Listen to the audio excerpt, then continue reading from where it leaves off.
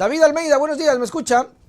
Hola Nelson, buenos días, perfectamente. ¿Cómo está David? Gracias por atender nuestro llamado hoy para hablar sobre un tema que ya lo habíamos tenido planificado, pero lamentablemente no puedo dejar de consultarte, preguntarte, al menos como ciudadano, la percepción que tienes sobre los últimos hechos suscitados en este país que definitivamente nos enluta, nos preocupa, nos pone con la sangre fría, con los pelos de punta, luego del asesinato de Fernando Villavicencio. David Almeida. Así es Nelson, con la prolijidad que trabaja tu equipo teníamos pactada esta entrevista bastante tiempo atrás ya y no Sí. podíamos prever que esto iba a suceder el día de ayer. Y para nosotros, de hecho ayer expresamos públicamente nuestro rechazo público al crimen perpetrado contra Fernando Villavicencio. Más allá de coincidir o no con la posición política de una persona, hay que respetar la vida. Ujú. Y lo que nos han sometido es a un estado general de terror en la población. El Ecuador está pasando momentos muy difíciles y esto lo único que hace es aumentar ese estado de terror. Ujú. Hoy yo creo que todos amanecimos consternados, con el ánimo diferente. Te soy sincero, incluso hablar de otros temas en este momento me es bastante Yo difícil. lo sé. Hemos pactado esto con tiempo y por respeto también a la audiencia, a tu equipo de producción, a ti, vamos a tratar lo que hemos pactado antes, pero sí quería dejar también sentado esto de que lamentablemente están cambiando hasta el corazón de la gente, están Ujú. cambiando el sentimiento de la gente, están cambiando las emociones de la gente. El ecuatoriano ya no puede levantarse tranquilo porque tiene que lamentar esto y debo solidarizarme también con la familia de Fernando Villavicencio, con los compañeros de Fernando Villavicencio, con quienes estuvieron ayer.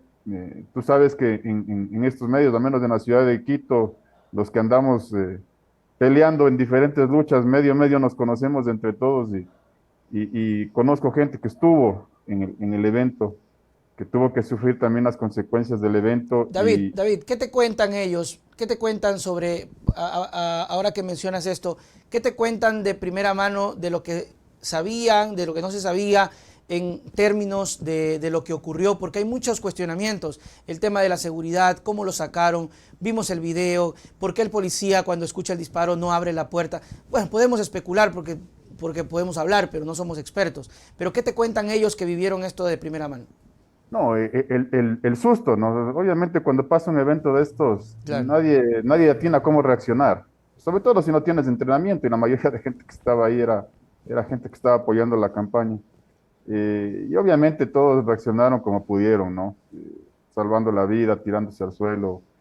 Eh, es lamentable, los compañeros había gente que estaba consternada ahí, como te digo, más allá de coincidir o no políticamente, es la vida de una persona la que se acabó el día de ayer. Y eso tenemos que condenar. Y condenar, como te he dicho, el estado de terror en el que estamos, Ujú. de que el Estado no pueda garantizar la seguridad de la ciudadanía. No pueden garantizar ni la seguridad de un candidato presidencial con custodia policial.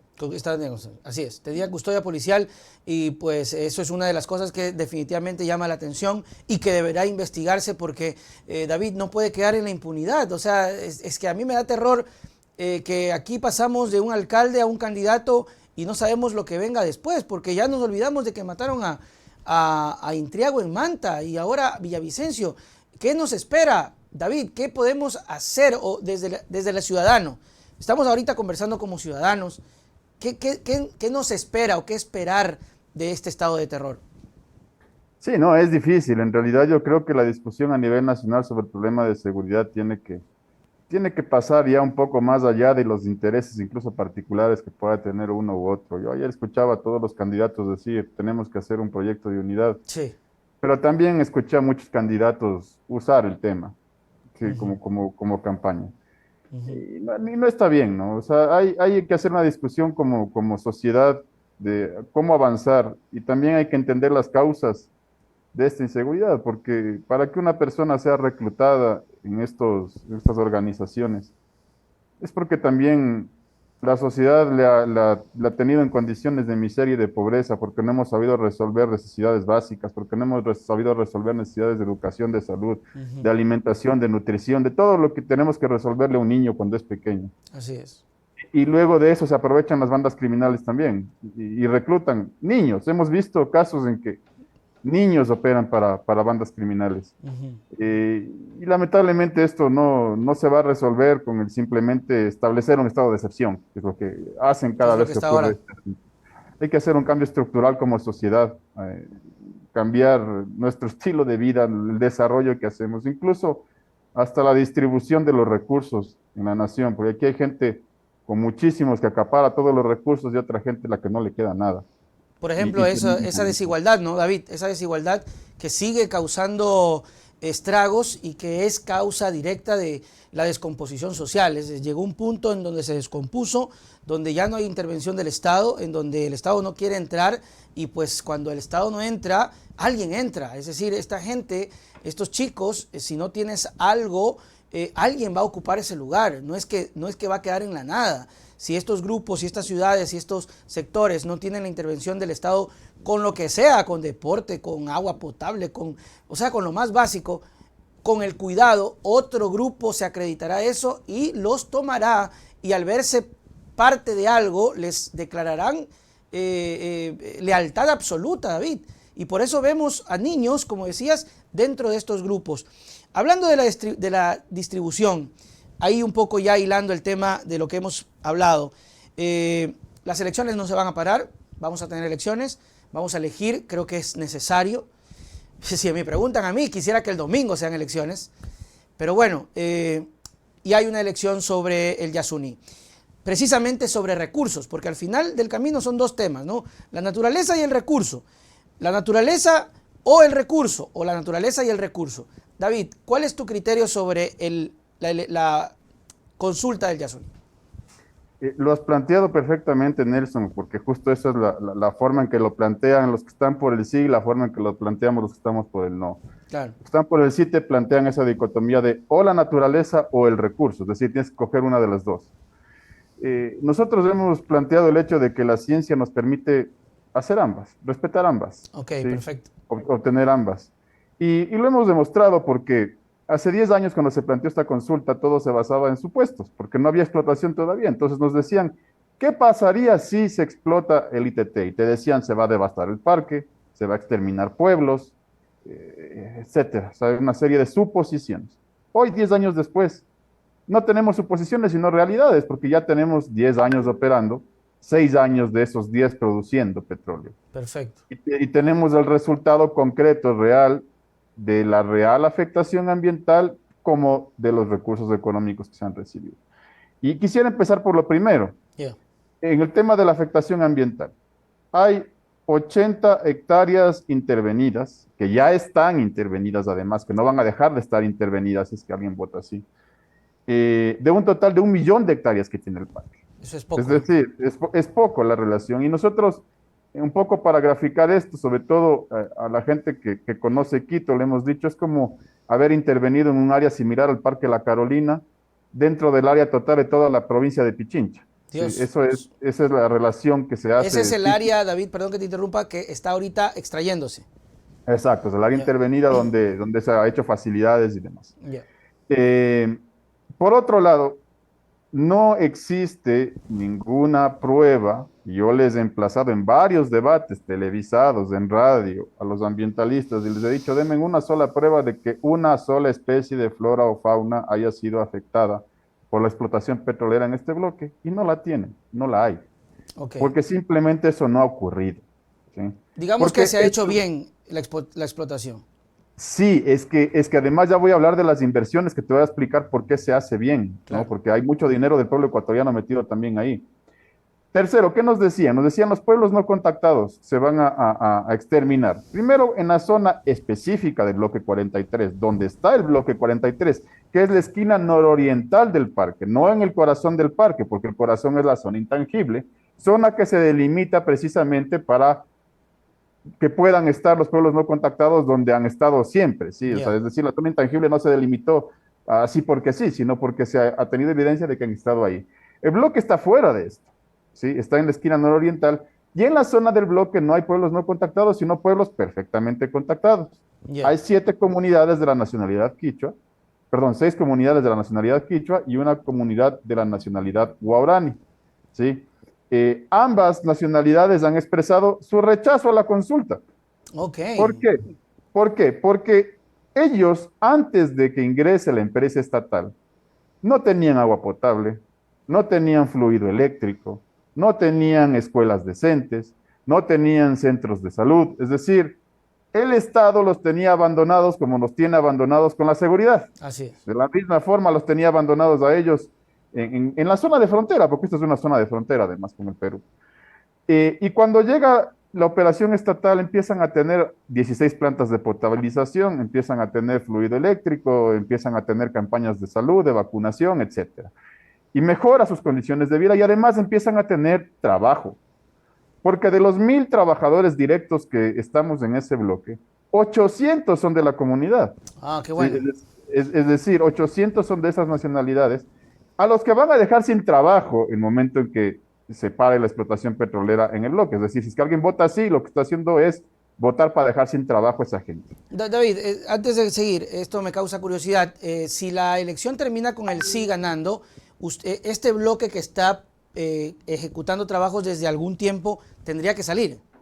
Así es, se para la operación y además se tiene que desmontar la infraestructura. Y eso cuesta, Ah, yo te voy a carajo. hablar de los números. Sí, porque todo eso Yo cuesta y eso le va a pensaba, costar al David, yo pueblo. pensaba que, perdón la ignorancia, yo pensaba que, bueno, la consulta era para tal vez proteger el área circundante o luego de lo que ya estaban trabajando. Yo pensaba que era así. No, no, no, O sea, no. El tendrían que asunto salir. es pare de producir petróleo y sálgase de aquí. Oh, Eso es lo carajo. que básicamente nos están planteando, ¿no?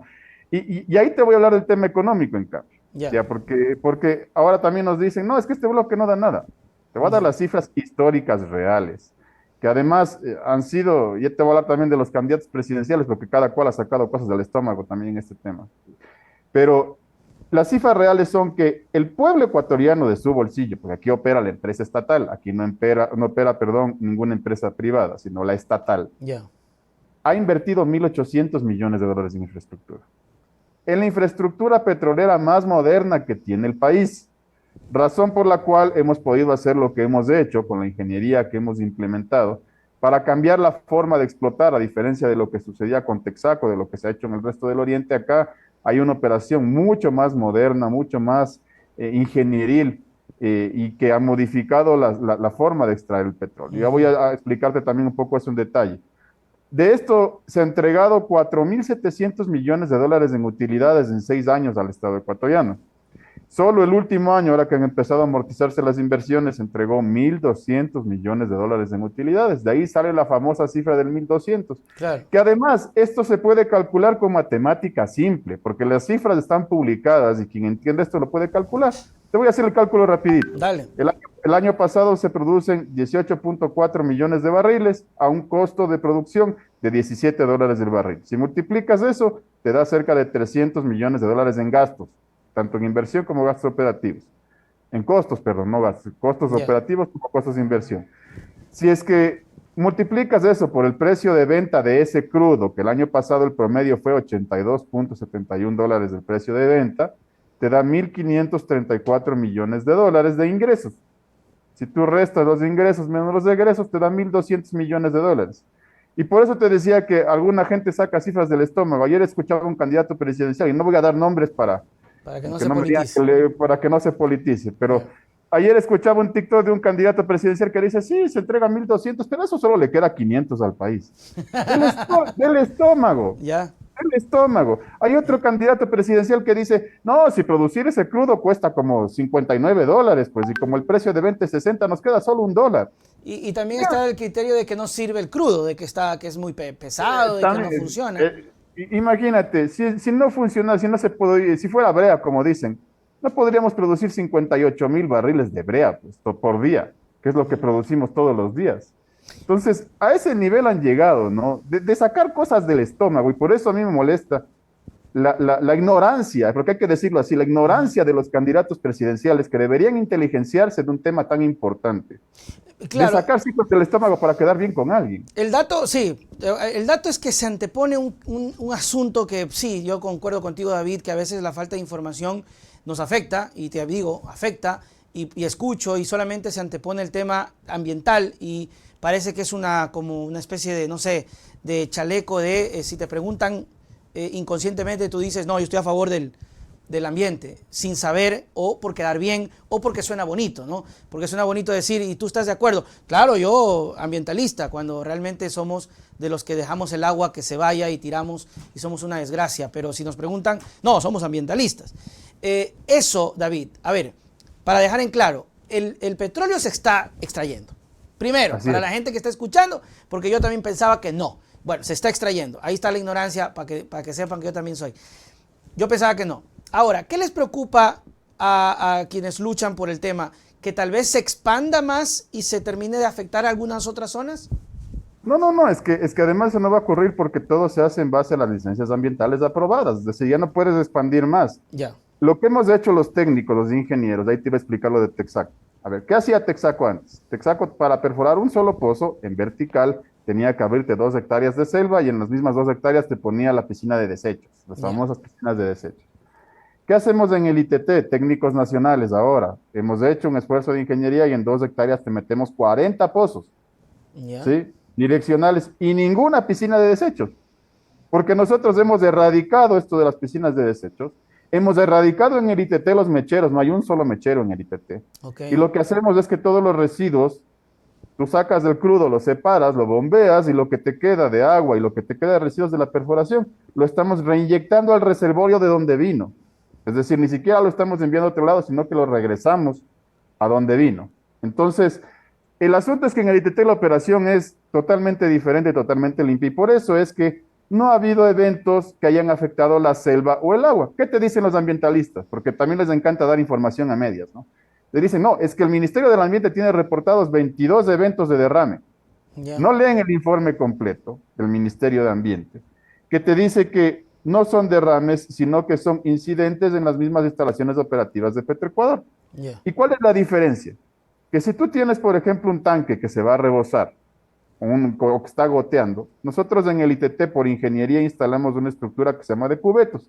Para que la gente me entienda, supóngase Ya. que tiene un vaso lleno de agua en la cocina y ese vaso se le puede regar porque usted lo llena de más o porque tiene un huequito. Entonces usted lo que hace para prevenir que no le ponga, que no se le riegue en la cocina, en el mesón de la cocina, el agua, le pone debajo una bandeja, Ya. ¿sí? Que contiene lo que se vaya a regar. Y si es que se le riega agua, usted se da cuenta a tiempo, le para y dice, a ver, voy a limpiar la bandeja. ¿De dónde recoge el agua? De la bandeja, Ya. ¿sí? El total reportado por el Ministerio de Ambiente, según el informe, es de que en 10 años de operación, lo único que ha habido es que a esa bandeja le han caído 5 barriles de crudo y 2 barriles de diésel en 10 años de operación. Y todo se ha recuperado de la bandeja. ¿Por qué? Porque además tenemos en el ITT, por eso es tanta la inversión, sistemas de apagado automático. Si es que pasa algún evento de estos, los sistemas automáticos lo detectan y mandan a apagar toda la producción. Has de haber escuchado que a veces nos recriminan y nos dicen, vean como ayer Petroecuador perdió 30.000 barriles de producción, Claro. justo por el sistema de apagado automático. Pues porque cuando pasa algo, lo primero que se sacrifica es la producción, se manda a apagar todo y luego se remedia este asunto. Entonces, en el ITT no ha habido una gota de crudo en 10 años que haya caído a ríos o a selva. Esa es la diferencia. David, ¿cuál es el perjuicio para el Estado? No Guillermo Lazo, porque Guillermo Lazo es un ave de paso que ya se va, así como todo presidente. El Estado, si llegara a parar operaciones el ITT. Primera pregunta. Segunda, ¿crees tú, David, que ha ahondado en el común denominador de la gente el hecho de que lamentablemente este gobierno no ha cumplido con las necesidades y que ese dinero que tal vez llega no siente el ciudadano y el ciudadano te dice, porque yo entiendo la explicación que das, pero el ciudadano en la calle dice, sí, todo puede ser, pero yo no veo obras, aquí seguimos olvidados, no me vengan a decir que tenemos plata del petróleo, ¿dónde está esa plata? Ya, yo te voy a decir dónde está. Yo te voy a responder las dos preguntas en una. A ver, Dale. ¿cuál es el perjuicio para el Estado? Primero, dejar de recibir 1.200 millones de dólares anuales que van al presupuesto general del Estado, que financia lo poco que nos dan. Sí, porque lo poco de educación y de salud que te dan viene de ahí. O sea Es que de sería peor. Exacto, es peor. Si ahora tienes un presupuesto con 4.000 millones de dólares de déficit, vas a tener después un presupuesto con 5.200 millones de déficit. Así de simple. Entonces te lo van a empeorar. Segundo, vas a tirar al tacho de la basura 1.800 millones de dólares que ya como pueblo pusiste. ¿Sí? Porque esto no es que se puede desmontar y luego vamos a ponerlo en otro lado. Esto se desmonta y va a la chatarra. Así de simple. Ujú. Tercero, a más de no recibir 1.200 millones, te va a costar 2.000 millones de dólares más porque tienes que desmontar la infraestructura, ¿sí? Y la infraestructura es más difícil de desmontar que montar porque, por lógica, si yo ya estaba bombeando crudo por tubería y quiero desarmar esa tubería tiene crudo dentro. Por supuesto. Entonces viene la dificultad de hacer este desmontaje con cuidado ambiental y eso cuesta más. 2.000 millones de dólares que le van a sacar del bolsillo del pueblo ecuatoriano, ¿sí? Tercero, el impacto ambiental, porque aunque no lo crean, hay más impacto ambiental en desmontar que en dejarlo. Chutica. ¿Por qué? Primero, porque tienes que desenterrar tubería, que ahora ya está reforestado encima de eso, que tienes que hacer lo que te decía. Y segundo, porque vas a dejar a 800 familias sin trabajo y Claro. ellos van a tener que reponer esos ingresos de alguna manera. Y no les da. Generalmente, ¿cómo? Con actividades ilegales. Eso iba a decir. ¿Ya? Entonces, ¿qué ha pasado ya en otras zonas, como al norte del Parque Nacional Cuyabeno, que es otro parque importante del Oriente? Que entra la maderera ilegal y hace tala ilegal de árboles, y eso sí devasta el parque. ¿Sí? Y Eso de sí eso no se acaba con habla. el parque. Y de eso no se habla. Entonces, esas son las consecuencias. Ahora, ¿qué más, qué le va a pasar al bolsillo de la población? Porque de pronto esto no le siente. Tú recordarás que hace un año a mí mismo me persiguieron por haber defendido el hecho de que se podía mantener bajos los precios de los combustibles. Claro, pues yo me acuerdo. Y que tú te solidarizaste incluso con esa persecución que me hicieron a mí. Claro, te dieron palo. Claro. ¿De dónde se sustentaba los precios bajos de los combustibles? Del hecho de que producimos petróleo y de que refinamos petróleo. Entonces, hay una contradicción entre pedir precios bajos de los combustibles y decir también, pero deje de producir petróleo, Hay una porque ahí contradicción. sí ya no se sustenta el hecho de mantener bajos los precios de los combustibles. ¿Qué va a pasar? Y ya lo dijo Guillermo Lazo, y se están frotando las manos los que siempre querían subir el precio de los combustibles. Vamos a tener que revisar subsidios, dijo. Bueno, ellos lo llaman subsidio, nosotros dijimos que no había subsidio, pero el asunto es que van a subir el precio de los combustibles. ¿Dónde ve la población el petróleo? Ahí a eso iba justamente. Ya. Si es que de pronto no le ven el presupuesto, porque de hecho el presupuesto le falta plata, como decíamos, está en el presupuesto. Lo poco que tenemos en el presupuesto, la tercera parte viene del petróleo, ¿sí? Pero si no le siente ahí, usted le siente cada vez que paga 1,60 por una bombona de gas. Claro. Porque el modelo que nos quieren llevar los ambientalistas, y ustedes revisan la millonaria propaganda de los ambientalistas, ¿no? Porque si han de haber visto la propaganda que está inundando redes, no es propaganda barata. Tú que trabajas en esto Sí, sí, sabes sí. cuánto Por el, cuesta por una el sí producción en el de ese Yasuní. estilo. Sí, sí, tú sabes cuánto cuesta una producción de un spot de 1 minuto de esa calidad y Claro. con tanto actor y todo el tema. Ujú.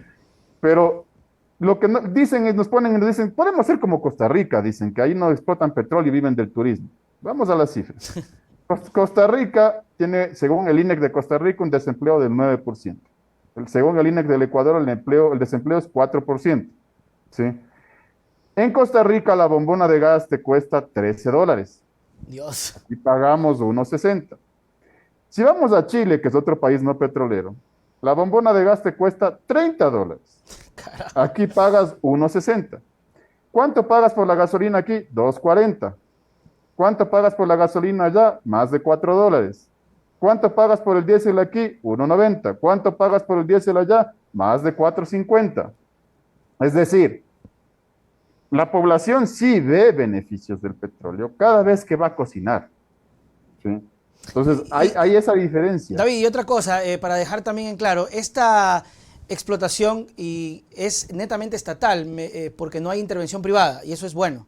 Por supuesto, por supuesto. Por eso nosotros la defendemos con tanto ahínco. Tú sabes que nosotros somos grandes opositores a la privatización y por eso mismo nos han venido persiguiendo Chútica, o cada vez que sea, han podido. David, es decir, si es que la consulta popular llega a ganar, estaríamos minando y cortando a un pozo que está manejado estrictamente por el Estado y no privatizado. O sea, nos estamos haciendo un Exacto. harakiri más o menos.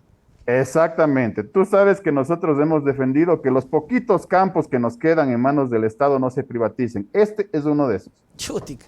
Son cosas que no sabemos, David, pero lamentablemente este gobierno no ha sabido comunicar y que salga de la boca de Lazo es terrible y lo rechazan y ha sido una campaña turrísima. Vamos a ver qué ocurre. La verdad que yo he sido bastante prudente en el tema del Yasuní precisamente por falta de información, porque no quiero equivocarme, porque creo que hay que conocer todas las aristas y tú has abordado temas interesantísimos. Es decir, desde tu criterio y desde tu percepción y desde los temas de ambiental, técnico, dinero e ingresos, la consulta debería ser no en la consulta.